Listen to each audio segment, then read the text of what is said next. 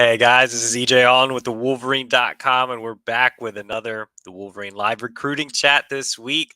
Back to our normal schedule. Obviously, last week was National Signing Day, so a lot to get through. Glad to be back with you guys. I know it's kind of a little bit of a slow time for Michigan recruiting. We've kind of hit that wall where we're really team focused this week and potentially in the week to come after that. Obviously, Michigan playing in the college football playoff, big semifinal against TCU. If you're not a subscriber to the Wolverine.com, we have a ton of great team coverage. Our team writers are out in Arizona right now covering the team.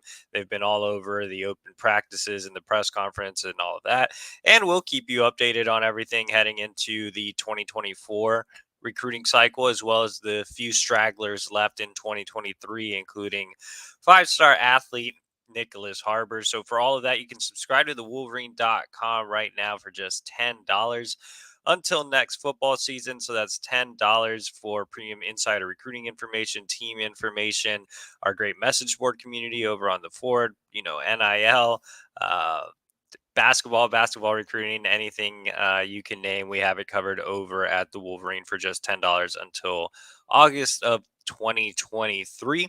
If you haven't liked this video, make sure to give it a like. If you haven't subscribed to the YouTube channel, make sure to subscribe to our YouTube channel. That is completely free. You'll get notified every time a new video is posted. We'll still be coming out with weekly videos for Michigan recruiting, but we'll also have a ton of team coverage from out in Arizona. So here we're going to focus on recruiting, specifically getting on into 2024. As always, this show is shout out to Kickin' Chicken for his comment. Crack the Nut is excited to be here. Christopher Robbins, uh, hopefully not part of the new Winnie the Pooh slasher movie, is here as well. But hope you guys are joining in and getting ready to ask questions. As always, we do this every week to answer your questions. So come in, post a comment, get your questions started. But it looks like people are still filing in. So if you're still filing in, like I said, make sure to leave the video a like.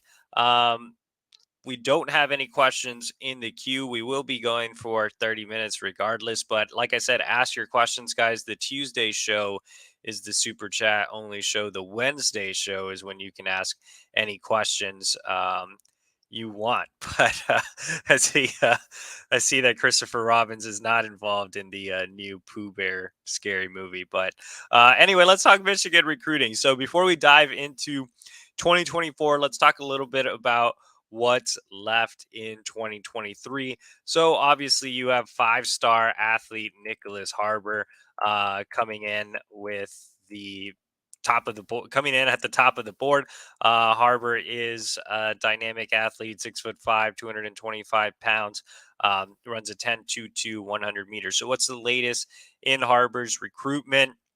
I know that's going to be a hot topic of conversation as we head here into the late period. Look, I'm not really too concerned about Harbor's recruitment until we get into mid-January. And that's going to be when we really kind of have a better idea, because he still has two official visits remaining. Now, he might only take one of those two. He might take both. LSU and Miami are pushing for official visits. Georgia's kind of still there, but has cooled down a little bit on the Georgia front. Michigan's trying to get him back in for an unofficial, but on top of the visits he makes in January, he's also a guy that is going to have head coaches in for in-home visits, and those are going to be key in his recruitment. So with it being the dead period and contact with coaches being limited, I just don't think we'll have a lot more on Nicholas Harbor than we already know. Michigan's still right up there. South Carolina's right up there. Maryland's right up there. Any of his finalists could honestly win this race. I really think it's going to come down to the last few weeks in January. So I think for Michigan fans, it's just stay patient, see what happens over the next couple of weeks. I'll be making my way to Washington, D.C. to meet with Harbor closer to that mid January target date. I want to give him some time to kind of plan out those in homes, plan out his official visit schedule, and we'll see how big NIL becomes in this recruitment. As you see in the little NIL value up on his on three profile here, it's 311K. So a good amount there, probably even more than that, to be completely honest. So we'll see how um, his recruitment shapes up over the next few weeks. Remember, he is set to make a decision in February. We'll be signing during the late period. Looks like we got some questions in, and the first one comes from Christopher Robbins. So we'll get back to the remaining 2023 targets after we get through some questions. Let's go ahead and get to Christopher Robbins. He says, how exciting is it for Jair Hill and Cameron Calhoun to be practicing with the team in Arizona? So yeah, that's a really cool situation. And it's not just Jair and Calhoun. I know that Benjamin Hall is out there, Frederick Moore's out there, Samaj Morgan's out there. I believe there are a couple other um, early enrollees getting to practice with the team. And I mean, it's a super cool experience for them. I'm sure they're really soaking it up here, getting to be part of the college football playoff, like your first few days as a Michigan Wolverine. I mean, that's an amazing experience for them, and I think it'll help shape them as players in the future. Just having those practices, being a part of the event, getting acclimated to the team, they'll be able to help some of the other incoming freshmen when they get on campus next month. And then you have the late enrollees in the summer as well. So I think they'll be able to kind of be leaders, and it sets a tone for what to expect at Michigan. It helps build the culture, even though they won't see any game action. Just being part of the practices and everything that comes with a bowl game and the college football playoff, I think, is invaluable. So it's really cool that Michigan was able to get them out there so quickly.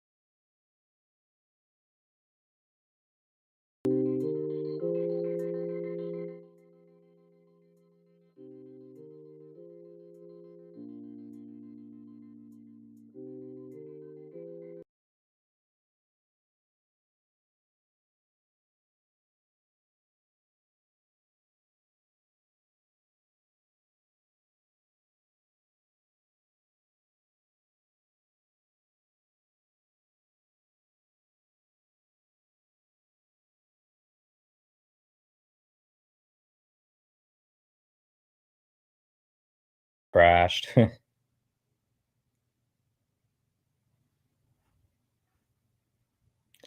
All right, guys, sorry about that. Not sure what happened with my web browser, but my Google Chrome definitely crashed there. So hopefully you guys are still in here. Apologies. We still have over 100 viewers, so hopefully you guys get back in, but we are back and we are live. Apologies on my end. I am not sure what happened with Google Chrome. Let's go ahead and go down to our next question, and it comes from No Limit Kev, who says, "Any news on Jacob Oden?" So as we look ahead into 2024, Oden is one of the premier targets for Michigan next cycle. Our producer is just about to pull up his profile here. As you can see, he is an on 300 prospect ranked as the number 173 overall recruit in the country, a local kid out of Harper Woods. Uh, Oden's actually a legacy recruit. His father, Rod, was a fullback for Michigan back in the 90s and is now the head coach at Harper Woods. So that family tie will obviously help in this recruitment. And Steve Klinkscale has done a tremendous job here early on. And this goes back to, several years. He's a guy that has been involved with the Oden family since Jacob was literally an infant. Klinkscale and Oden's father, Rod, have been friends for a long, long time.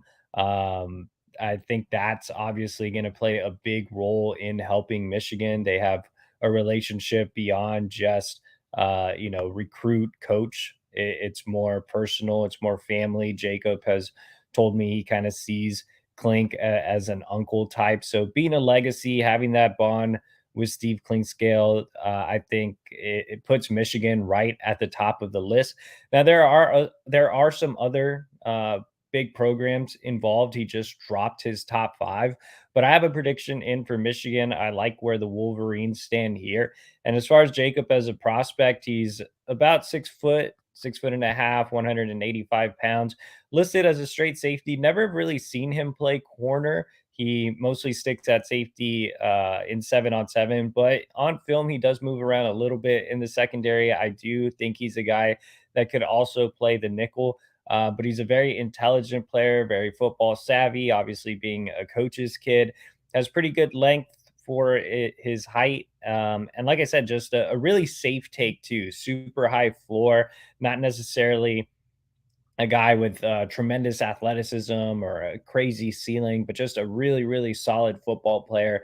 I think Oden checks out, and you see the rankings there. They're kind of pretty similar. The highest being 132, the lowest being 247. I think Oden's right in there, right in that kind of general range. So yeah, he's a guy that I would say is an early Michigan lean and a priority on the DB board. Let's go ahead and go down to Buzzer, who says, with Nicholas Harbor saying he may decide sooner than February, do you see anything that would have caused him to say he is ready to decide? Um, Not necessarily. I know you said he might make a decision sooner, but just how soon is soon? I don't think there's anything there. I think Nick just wants to kind of get the process over and done with. He doesn't necessarily love recruiting. And like I said, he might not use his final two official visits, but I do think that he's a guy that is going to be very calculated and he's going to wait until February 1st to announce. So, I think Harbor's been a little not necessarily all over the place with his timeline, but he's never been really firm on this is the exact date. He's always just said that he's going to take it into the late period. So I don't think his recruitment's done. I don't think he's very, very close to a decision. Like, I don't think he's sitting down with his family and deciding this week. Like I said, there's still a lot of moving parts here. There's still the official visits or the one official visit he elects to take, the in-home visits with the head coaches. Will these schools make big NIL runs? There's still a lot of moving parts here. So I don't think Nick has decided at all. Like I said, I think we'll know a lot closer to, around January 15, 16. I think we'll have a better grasp. Look like we have a big super chat here from Steve Deese's burner. What are some recruits that Michigan could flip before the next signing period for 2023? So in terms of the late period targets, not necessarily guys that are flip candidates. A lot of guys signed during the early window in December. So here last week. So you can't necessarily flip those recruits. They would have to enter the transfer portal and all that stuff. So guys that Michigan could go after, though, I mean, the main ones on the board are Nicholas Harbor, Jamel Howard. They're obviously not committed anywhere. But Cameron Brandt out of Sierra Canyon is currently committed to Stanford. He's a three-star defensive lineman out of California. So Brandt is definitely one that would be a potential flip candidate. Michigan is looking to bring him in for an official visit in January. Now, a lot of the West Coast schools have been involved here. Cal and UCLA are obviously in state schools that are pushing to keep him close to home, both high academic schools. Washington has been recruiting really well this cycle for Washington, and they're strongly in the mix for Brant as well. Obviously, Stanford's going to fight to keep him in the class. And while Michigan's not a Pac 12 school or closer to home, it kind of checks the boxes for him as the best of both worlds. Cal can offer an elite education, but Michigan can as well, and it definitely offers better football. So Brandt's definitely one to keep an eye on, but outside of that, not a lot of flip candidates for the late period. So sorry if that is a disappointing answer. Let's go ahead and go down to and just to clarify again. I'm getting questions about Harbor. Did you not see said he could just soon. Yes, I saw the article. I mean, look, Nick is not going to make an announcement until February 1st. There's no reason for me to believe that Harvard's going to make a decision this week or next. He's still planning out a firm official visit schedule. The in home visits are still being lined up. So we're just going to have to wait, I think, in a couple weeks. And it depends how soon you think soon is. Like, could he make a decision by January 15th, which is only like 2 weeks away? Yeah, definitely. That's why I'm saying, look, keep a lookout around that time. That's when I think we'll have a better picture. But do I think he'll have a decision on New Year's Eve? No, I do not. So, Harbor failed to give a firm true date in that article. And so I just don't think we're going to really know until after the dead period comes to an end. And remember, contact with coaches is still limited because of the ongoing dead period. Let's go ahead and go down to Christopher Robbins. He says, if Michigan wins the Natty, who will that impact recruiting in 2024 and beyond? Um, I think if Michigan wins the national championship, that'll obviously have a huge impact for recruiting. Michigan's done really, really well on the field. It'll prove that they're not a flash in the pan. And I think they've already proved that just by getting back to the college football playoff last year. Obviously, wasn't a fluke. Michigan is building a sustainable program that will compete for college football playoff spots and national championships for years to come. And that's going to be very eye opening. You saw what Ohio State's on field success did for Ohio State. They consistently recruit top five recruiting classes nationally. And there's no reason Michigan can't do the same after this year. I guess the one reason would be NIL. Can Michigan get all its ducks in the row in that front? Obviously, NIL has changed the entire landscape of the college football recruiting world. So if Michigan can get an NIL plan set, and no, it doesn't have to throw out, crazy amounts of deals or money like a Texas A&M or a Miami, but as we've talked about on the show before, the goal of having a base salary and selling that can still lure top end kids while keeping culture kids in the program as well. So I do think winning a national championship and fixing NIL are the two keys to having, sustained recruiting success at a top five level for years to come. And Michigan has a staff full of aggressive young recruiters. I think if Michigan again does win a national championship, and even if they don't, I think recruiting will take a step forward. But I think the other things that Michigan can do are obviously get that NIL plan rolling, enhance the recruiting department, and I think everything else is kind of there for Michigan to really, really move the needle with the best of the best. So as far as who it will impact, I mean, I think it'll most impact just the bigger name targets or guys that have Michigan in that top three that need a reason to go to Michigan. It could help push Jadyn Davis to set a firm date. It could help land some of the targets that are considered leans that haven't set firm dates, like a Jacob Oden. So I think overall it'll help across the board. Let's go ahead and go down to Evan Corson, who said, "Are you concerned about Mike Hart's ability to recruit?" seems to go for short, low rated guys like himself. Cabana was a hometown gimme. And is Michigan in on any high level offensive line recruits in 2024? So with let's go ahead and address the Mike Hart situation first.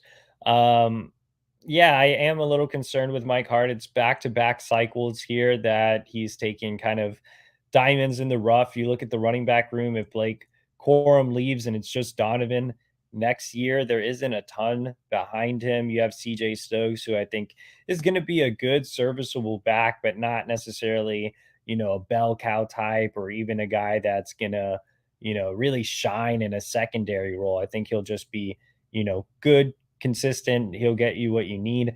And then after that, it's, Tavier Dunlap, who's been pretty disappointing, and then some walk-ons. And you have Benjamin Hall coming in, who's not, very highly touted. And then you have Cabana, who I think could make an immediate impact as a true freshman, especially as an early enrollee, and his versatility can allow him to play in the slot or out wide or return kicks and punts. And I do think he can serve as a really good complement to Donovan. They can both catch the ball out of the backfield as well. And even though I don't want to see Cabana running between the tackles, 15 times a game, I do think he can run between the tackles. He's actually a tough runner up the middle. So Cabana desires more contact than Benjamin Hall does at 230 pounds. Cabana obviously being closer to like 185. So yeah, I would say Cabana would be a strong candidate to get some early playing time next year. But as far as next cycle in 2024, I think this is the cycle Mike Hart has to land a top level back.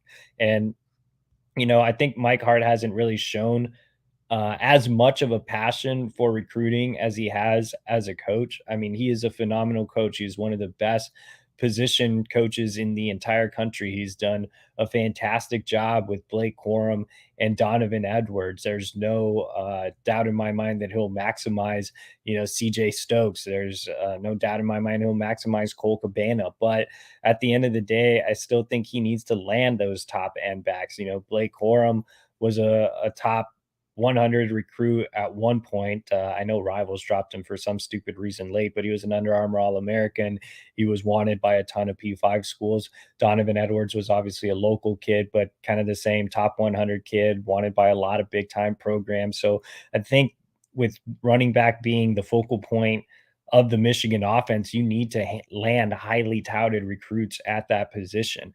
So 24 is the year Mike Hart needs to land a high end guy. And there are some prospects on the board that make some sense. It starts with Jordan Marshall, top 100 back out of Ohio. Cincinnati Moeller visited Michigan for the game against Michigan State, has Michigan right up there with Ohio State. So, the Wolverines are already strong contenders there. Michigan just dished out an offer to Taylor Tatum out of Longview, Texas, another top 100 prospect. And you see Texas, and you might not think that Michigan has as much of a shot, but Tatum's also a high level baseball player, has an offer to play both football and baseball at Michigan. He's planning to visit in the spring. It seems kind of like a Michigan kid, was really excited about his offer from the Wolverines a few days ago. So he's one to watch. And then Dylan Jones out of Only Good Counsel, which produced Chris Jenkins out here in the DMV. Loved my in-person eval of Dylan Jones. I saw him late in the season. I want to say sometime in October, and he was terrific. I would expect him to visit at some point this offseason. So there are some, top 150 level backs out there that are the best in the country that have high interest in Michigan. So it's time to see Mike Hart close the deal with them. As far as offensive line recruits, I think offensive line recruits kind of develop a little later, but obviously Michigan already has one on board in Luke Hamilton, a non 300 prospect out of Ohio. And I think having Hamilton on board, being back to back Joe Moore Award winners, Michigan is going to contend with some of the best offensive line recruits in the country. But I think those guys usually see their rankings soar as we get into the spring. I think offensive line is one of the toughest positions to evaluate. But you look at Luke Hamilton, already ranked as the number 215 overall prospect, and I think his floor is super high. He's a guy that's a really safe take. You turn on his tape, and he's a true road grader. He puts guys in the dirt. He finishes blocks. He lives for run blocking. So I think with his brute strength, he's going to fit right in to Michigan's culture under Sharon Moore. And Moore's doing a lot of recruiting in Ohio. You have the Armstrong twins, who are both four-star prospects that Michigan is high in on. They just hosted a massive prospect, literally, in Ben Roebuck, who's a friend of Luke Hamilton out of Ohio, 6'7", 330 pounder. So they're in on guys across the Midwest. And I think you'll see more national names pop up as we get into the spring. Let's go ahead and give some other guys a chance to get some questions in. Let's go ahead and go. Oh, we have a new super chat here from Steve D's Burner 199. So appreciate your super chats. All the money that you guys donate on the YouTube live shows goes towards the travel budget. So appreciate you guys for joining in. So we just touched a little bit on Taylor Tatum. Let's expand a little bit more on Tatum, because this is a prospect that I'm really, really high on. We've talked a lot about Jordan Marshall, with him being a Midwest kid and having already visited for the game against Michigan State. But Taylor Tatum, uh, top 100 prospect out of Longview, Texas. Like I said earlier, he is a top prospect in both football and baseball. His on-3 profile has been pulled up on the screen, ranked as the number 79 overall prospect on the consensus, top 40 on both on-3 and 24/7. So, I mean, he's an elite level prospect at the running back position. He's also, like I said, a high level baseball player. A true MLB prospect as an outfielder. He runs a 22:05 200 meter, and that time was as a sophomore, when he just runs track, when he can, because he's playing baseball in the spring. For comparison, Cole Cabana, who trains year round for track, this year his PR in the 200 meter was a 21:92. So Tatum not that much slower for Cabana without having any proper track practice, or without doing track year round, doing it as a tertiary sport. So he's plenty fast, he's plenty athletic. I absolutely love guys that can play football and baseball. I think those sports translate really, really well. I think it's extremely difficult to excel in baseball. That was the one sport I always sucked at. So I have a lot of respect for guys that can do both of those sports at a high level. And I think Taylor Tatum, when you turn on his film as a pure running back, is absolutely outstanding. Longview is one of the premier programs in the state of Texas, out in East Texas, which consistently produces a lot of high end athletes. As far as where Michigan stands in general, it's still early. Like I said, he's planning to visit in the spring. I do think that he has high interest in the Wolverines. He does have offers for both sports. And it was actually the Michigan baseball program that extended an offer first. They had him on the radar. They hit up Mike Hart and the Michigan football staff, and they were like, hey, this Taylor Tatum kid's interested in Michigan. He's also a top 100 running back. So they looked at his film and offered immediately. And so I talked to Taylor Tatum the other day. I'll have an article up on the Wolverine tomorrow, and he has a lot of positive quotes about Michigan. But of course, you have the usual suspects involved there as well: Texas A&M, as the big in-state schools, and then some national powers as well. So it'll be a really competitive recruitment. But I think Michigan, with how much it runs the ball, it's obviously an appealing destination, or should be an appealing destination, for high-end running back recruits. Let's go ahead and go down to Zachary Siegel, who says, are the 23 freshmen that enrolled early eligible to play in the Fiesta Bowl? They are practicing with the team right now. I do not think you will see them play in the actual game. Let's go ahead and go down to Seth Scott, and he says, how good do you think Jadyn Davis is? Is he a dude that could fill in for JJ? I don't think that Jadyn's a guy that will come in and be a true freshman starter. Maybe he will be if JJ's gone and there's no segue. Obviously in 2022, you had project quarterbacks in Alex Orji and Jaden Denigal. This cycle, you had a project quarterback in Kendrick Bell. You do have Davis Warren kind of waiting in the wings, but it might have to be a situation where you have to throw in Jaden Davis as a true freshman. We'll see. But I don't have him graded as high as I did JJ. I think he's on the back end of the top 100, but there are a lot of traits to like about him. He has really good arm strength. He has a great command of his high school offense, really high football IQ, a guy that understands different coverages and what the defense is trying to throw at him. Great footwork in the pocket and just great pocket presence overall. The things that concern me about Jadyn are he needs to continue to improve his accuracy and control of the ball. And you saw the accuracy improve at Providence Day this year, going from I think about 55% to right at about 70%. So that was a nice jump to see. But of course, he has better weapons at Providence Day, so that helped as well. And control. When I saw him live, there were some throws where he just threw the ball too hard, like a baseball pitcher. Like he missed. I think every game I saw him play in, he missed at least one screen because he sailed it or threw it into the dirt. And then his long balls are beautiful when they connect, but they're really inconsistent. So just having more consistent deep ball accuracy will help as well. The other things that concern me are you see his height. He's only 6'1.5". So he is on the shorter side and he's not a dynamic threat with his legs. So normally I don't really care about quarterbacks' height. I mean, of course, I want them to be above 5'10" or 5'11" if they're dynamic playmakers. So a lot of people have mentioned, a Kyler Murray or a Bryce Young. That's not what Jaden Davis is. He doesn't make plays like that with his legs. He's not an electric runner at all. He can run, he's not, a statue. I would say he's between a Cade McNamara and a JJ. JJ was much more elusive and had insane pocket escapability. I don't see that necessarily with Jadyn, but I also don't see him being like Cade McNamara and just sitting there and taking sacks. He can make plays with his legs if he needs to, but he's not a guy that the defense is going to necessarily be worrying about. So there are some things that Jadyn can take the next step in. And as you see his ratings here, he's a guy that's been ranked really high for a long time. On3 has him the lowest, and I would probably agree more with On3. With that said, we're kind of nitpicking. I mean, this is still a top 100 caliber recruit. He's still a guy that can make an early impact.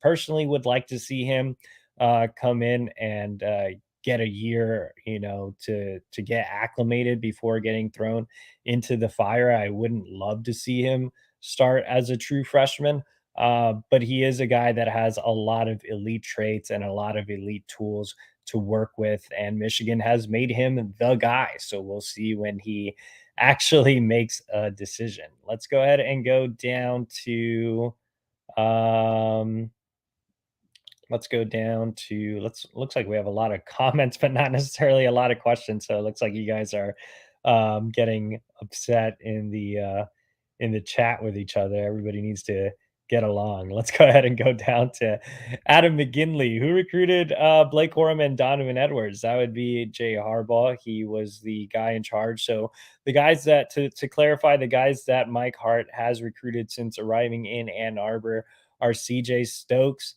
Cole Cabana, and Benjamin Hall. He's only been here for 2 full cycles. So Jay Harbaugh was the guy that won over Blake Corum and Donovan Edwards, and Jay remains one of the best recruiters on staff, but isn't really involved with the running backs anymore.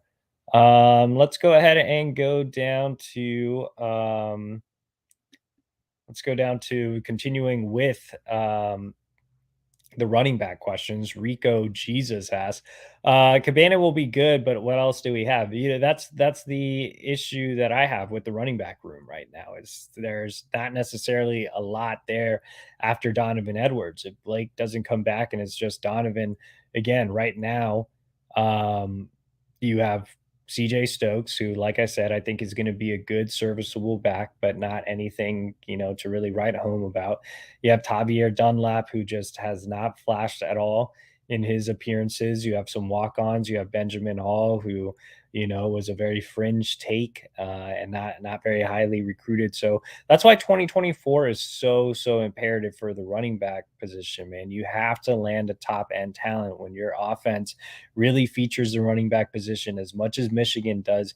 You have to get a top 100 level back. Let's go ahead and go down to Gary Green, who says, "Oh, Gary Green says, why can't we get a 5-star running back?" Um, I'm not sure. You look at what Mike Hart has done recently, and he even this cycle, right? Let's just use this cycle. Let's can his first cycle because that was his first year here. But let's go ahead and go to this past cycle where he took Cole Cabana and Benjamin Hall. Um, I don't think Mike Hart really pushed for like super high level guys. He took Benjamin Hall and Cole Cabana early when they didn't really have any big offers. You had Cabana deciding for Michigan over not a lot of other premier programs. Now, I really like Cole Cabana. Like I said, he's a guy that fits in really well. You can do a lot with. I expect him to be an immediate impact player, but he certainly wasn't ranked as high as he is now at the time that Michigan took him. So it was a good eval by Mike Hart, but not necessarily a big recruiting battle win. And then Benjamin Hall just didn't have a lot of high profile schools after him at the beginning nor at the end of the process. So he kind of settled on those guys early, took them, and he's. It looks like Mike Hart is very willing to settle on guys that he thinks fits as opposed to winning the big recruiting battles. But as we head into the 2024 cycle, okay, man, you got your fits. Now it's time to really land that big fish that can be a Blake Corum or can be a Donovan Edwards. So I think the more effort Mike Hart puts into getting a high level back, the more Michigan will have success on the trail, obviously. Mike Hart has everything you want to sell. Michigan runs the ball like crazy. He is a great position coach. He can sell his resume as a player. He's one of the best to ever wear a wing helmet. Like everything is lined up for him to land a high level back. He just has to go out there and do it. Let's go ahead and go down to Luther Sanders. Can you see Keon Saab playing a role next year? Yeah, I really like Keon Saab. I've always been a fan of him ever since he was an underclassman. I think obviously he was a true freshman this year, very highly touted. Was a little bit of a tweener. Was my only concern between being a bigger safety or potentially spinning down to linebacker. I personally really like him as a bigger safety. I think you'll see him get some time next year. Let's go ahead and go down to Adam McGinley. Isn't your point to trust the coaches? Can we not trust them to coach up a 4 or 5 star? Yeah, I mean, the point, I guess, isn't necessarily to trust the coaches. I mean, you can blindly trust the coaches if you want to. Now, that's not to say that I don't trust Mike Hart. I think he's a great developer of talent. He's done a tremendous job with Donovan Edwards and Blake Corum, but both of those guys were top 150 guys. It's not like these guys were, 3 stars or low 4 stars, or they were national guys that had big time offers. It'll be interesting to see what he does with CJ Stokes and Benjamin Hall. But I still think you need to land that talent. Running back, is one of those positions where I feel like talent is a true premium. You can talk to me about a developmental prospect along the offensive line or along the defensive line or in the defensive backfield. But when it comes to running backs, I feel like getting those high end guys is essential. And it's not really the point, man. Like Mike Hart shouldn't be settling for guys he can coach up. He should be landing the best of the best. This is Michigan. This is Mike Hart. Like you should be landing Donovan Edwards and Blake Corums and not settling for guys early. Let's take a few more questions. I know my Google Chrome crashed, so we missed a few minutes. So let's go ahead and go down to KS. And he says, I know you've mentioned that Michigan needs to expand the recruiting department. Have you heard anything about plans or rumblings to actually do it? Yeah, I mean, Jim Harbaugh's invested resources in expanding the program over the last couple of years. The problem is guys have left. You had Courtney Morgan leave. He had to kind of fix that in a pinch and brought in a guy he's familiar with in Albert Karshnia. You did see him expand the on-campus recruiting operations. He got Christina DeRuiter some help this year. They brought in Paige Shivers as a full-time employee. I know Christina has a small army of other little assistants and interns that help out with the visits and just on-campus recruiting in general. As far as the recruiting department, when it comes to um, personnel and having recruiters on staff recruiters, I do think that'll expand this year. Like I said, Jim Harbaugh has been committed to do it. He just has to find the right balance of people, but I do think you will see an expansion. Let's go ahead and go down to um Seth Scotty thinks, or I think the biggest issue is quarterback right now. Don't think JJ will be there for year 4 to carry. Who in 2024 could help grow the issues? Transfer portal. So, yeah, like I said, Jaden Davis is the guy right now. He is the prospect that Michigan wants the most at quarterback. They aren't really actively recruiting any other 24 signal callers, so he is going to be the guy that Michigan wants, and he's going to have to be the guy if he does commit. Now, if they miss out on Jaden Davis, we'll see where they go from there. And either way, I do think the transfer portal will always be an option. There's quarterbacks hopping in there left and right. So yeah, I do think that the transfer portal isn't something to shy away from. Like I said, I don't necessarily want Jaden Davis to come in and start as a true freshman. So I think the portal makes a lot of sense as well. Let's go ahead and go to Big Grub. He said, should Brady Prescorn, top 100 2024 recruit and the number 3 ranked tight end in the cycle, be an absolute must get for Big Blue homegrown talent? Yeah, he is a must get. Michigan already has a tight end commit in Hogan Hansen, who's a consensus 4-star prospect, but Brady Prescorn is a guy that I really, really like. He's my personal top recruit in the state of Michigan for 2024. And I think On3 has him ranked as the number 1 overall prospect in the state of Michigan next cycle as well. And that is true. On3, the only site that has him ranked number 1 in the state of Michigan. But, when I look at Prescorn versus guys like, CJ Carr or Nick Marsh, I think Prescorn is easily the number 1 prospect in the state. So he is a must get. It does seem like he's leaning Michigan early on. He made a couple of visits in the fall, and I really like what the Wolverines have done with him. If you can get Brady Prescorn and pair him up with Hogan Hansen, that's a super dynamic duo, especially this early in the process. It looks like that's all our question, guys. Looks like we have a last one from Shadyville03. So appreciate everybody for joining. We'll get with Shadyville 3 and get out of here. Sorry for the technical difficulties we ran into tonight. Again, you can blame Google Chrome, but what do you think is the biggest need for 2024 minus quarterback? Running back. But outside of running back that we've discussed over and over again, I would say, maybe defensive line. You always need high quality defensive line prospects.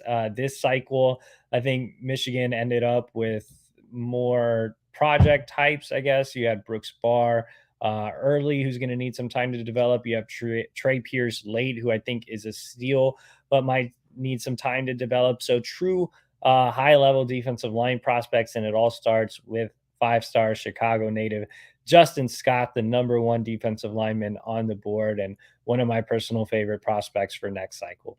All right, guys. So for everything Michigan recruiting, make sure to sign up for the Wolverine.com right now for just $10 until next football season. Like this video, it helps with the algorithm. Subscribe to our YouTube channel. It's completely free. We'll have some more recruiting videos this week, as well as a bunch of team coverage for the college football playoff. Make sure to tune into the Wolverine.com for all your coverage from this weekend's semifinal, and go Blue.